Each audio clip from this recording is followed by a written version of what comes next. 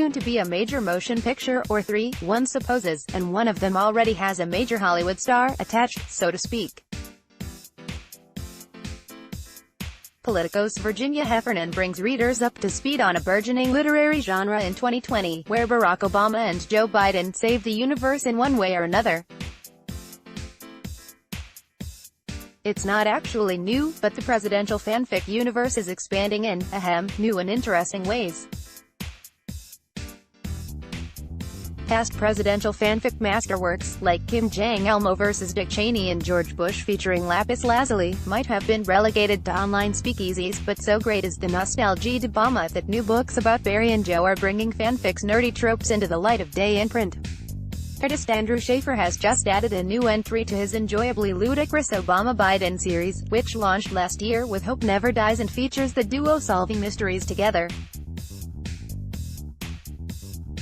The second entry, published in July, is called, you guessed it, Hope Rides Again.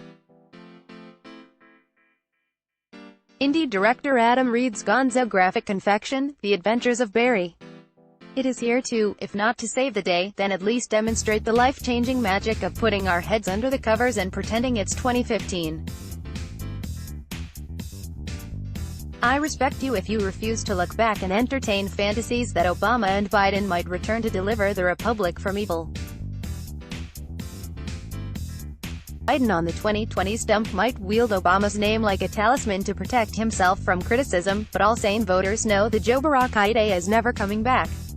It's tough to take any of this too seriously, especially since we live in an era where political fanfic has firmly established itself as the choice escapist fare of true believers. Hence we have Alexandria Ocasio-Cortez as a Wonder Woman knockoff with questionable superpowers, or for that matter a Rip Donald Trump as the invincible protagonist of My Hero Academia, complete with Walmart. That sounds like a conditional, a Walmart what? Until you read the comic. At least this is explicitly escapist, as opposed to the true believers attempting to explain every move of their heroes in real life as totes brilliant in 8-dimensional chess.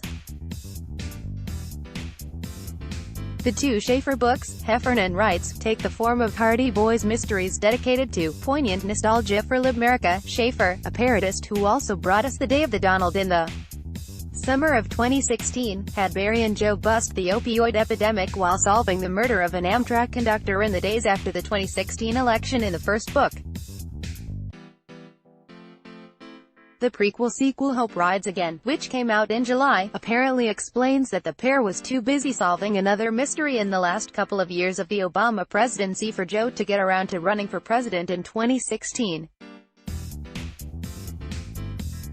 Even for fanfic, that's a pretty contrived vindication. But it's the Adam Reed graphic novel extravaganza The Adventures of Barry. This entry, subtitled Obama, it's supposed to just be a friendship, but Reed manages to get both of them out of their clothes, Heffernan notes, under the watchful eye of Samuel L. Jackson, but unaccountably, Reed still wants to see the former president and VP naked, so by panel no. 7 of the chapter called True Bromance, they're drawn in a locker room, preparing to participate in a time travel experiment by stripping down to their briefs. By number 9, we're to full posterior nudity. Joe, so you know, has the dusty rose busting at the seams body of geezer strongman Jack LaLanne. Barry, while also shredded, is only somewhat slimmer. Before Joe and Barack disappear into a time travel vessel that looks like KitchenAid made it, Biden says, Barack, I want you to know, I want a hug even though we're naked. Is that wrong? Barry, let's not. Joe, I'll see you on the other side. At first, it's easy to think this is parody, a skewering of adolescent wish fulfillment fantasies by those who put political heroes on pedestals. Reading through the Amazon preview of Reed's book, it becomes apparent that it's not parody at all, it literally is the realization of their adolescent wish fulfillment fantasies.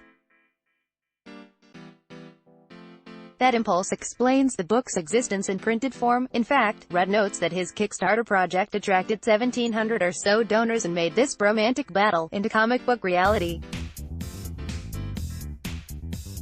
With that said, we could cluck our tongues all day at the goofiness of the Obama-Biden fanboys who produce this dreck, but we'd have to acknowledge that it's only a few years before fanboys begin attempting to improve on My Hero Academia. In the end, the whole comic book superhero genre is based on perceived impotence, where superhuman powers are needed to cope with life, so perhaps we should be happy that Biden's fans think he needs time travel. Samuel L. Jackson, and Super Obama to prevail. They may just be right. 1. Link included to let people know I wasn't making this up. Let's block ads.